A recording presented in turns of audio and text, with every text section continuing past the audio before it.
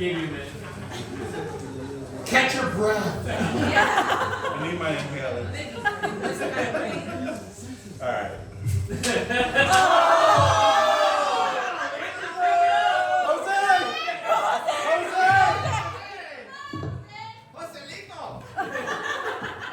I legitimately had no I didn't know your fart was that powerful, man. Yeah, get him comfortable. Get him a chair. All right. He might fall asleep. Yeah. Hey guys, thanks for having me in. I don't know if I'm going to be able to keep my own with these fellow roasters. They killed it tonight. Give it up for them. Andrew, hopefully you're starting to feel this, which actually be surprising because his nervous system, his pre-diabetes really has his nervous system not working so good. Not working so well. His feet ache, he can't feel his fingers, he almost passes out when he stands up, but he blames it on his low T. Like, bro, you're 30. My fat ass doesn't even have these problems. I've known this guy for a few years now, probably about the same as most of you all in here, except for the small group that came from Indiana. 4 hours. They drove 4 hours for this self-centered, monster Frankenstein-looking motherfucker because he thinks he's so important we have to roast him. Okay. Andrew might be turning 30, but he's got the knees of a 6-year-old and the social awareness of a toddler.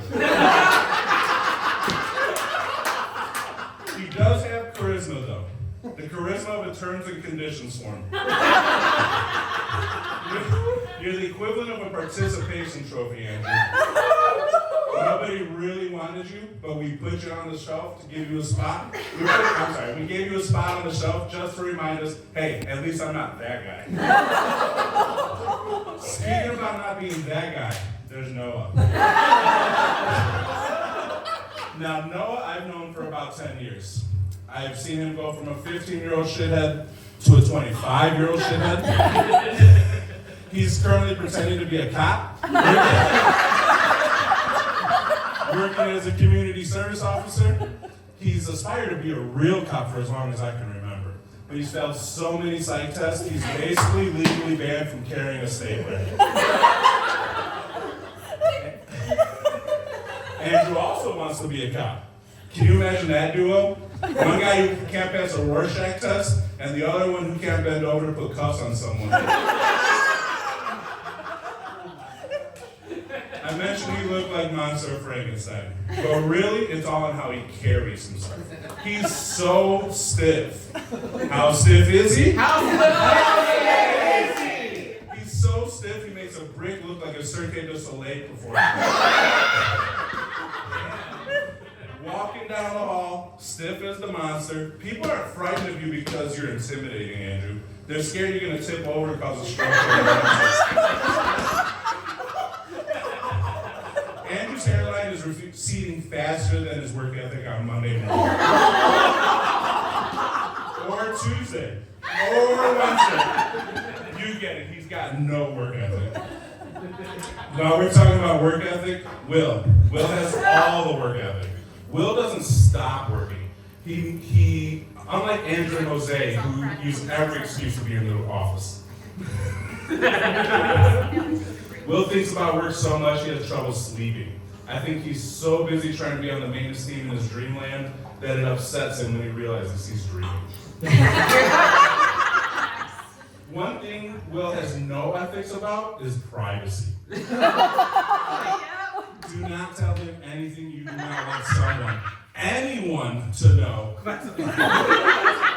You can tell him the secret on the elevator, and somehow, someway, someone in the lobby is repeating what you just told him. Yep. He literally can't bear to keep anything to himself. He will help you out, though. He's the kindest guy in the world, really. So kind, in fact, I'm sure he drove Andrew here.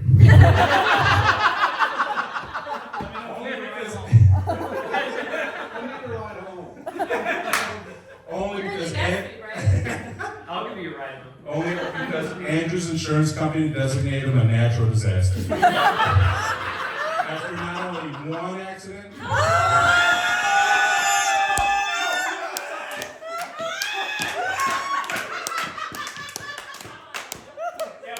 not 2 accidents, but 3 accidents.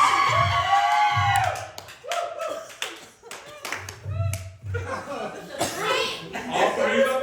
No, What I about see. the one during Christmas time? Winter. I You got think it was, hit? that was 3. That was That 3. was Yeah, Oh, that was that one? yeah. One No, wasn't my fault. None of them, FYI, none of them are him. Is that car safe to drive? Alright. All 3 though, were technically his fault. I mentioned Andrew's people from Hicksville. I mean Indiana, sorry. There's only a couple of people that bothered with that drive though. I think the others were too busy staring at corn. He comes from a place you become popular because you own a tractor with a heater or someone who didn't marry their cousin. It's also the kind of place where fine dining is a gas station that also sells bait. Gotta love loves. The ones that did make it just wanted to see what a 6-foot failure looked like in person.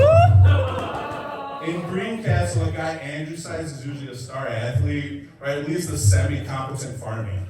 Here, he's just my assistant. Who bitches that he does everything at work. But if I didn't give him all the work orders, he thinks he gets paid to sit here and play games, figure out ways to get onto OnlyFans without anybody knowing who he is.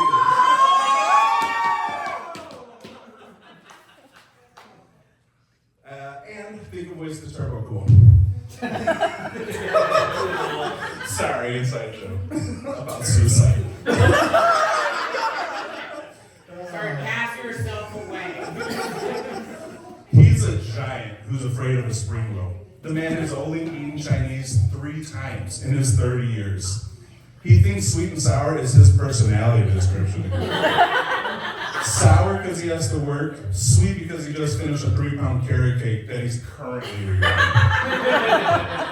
But truly, Andrew does do so much for me. I don't know where I would be without him here and all his support. I do know I'd still have a better hairline.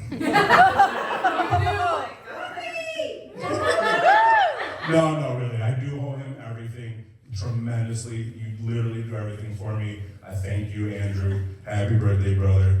Don't accidentally walk into any other units on your way out.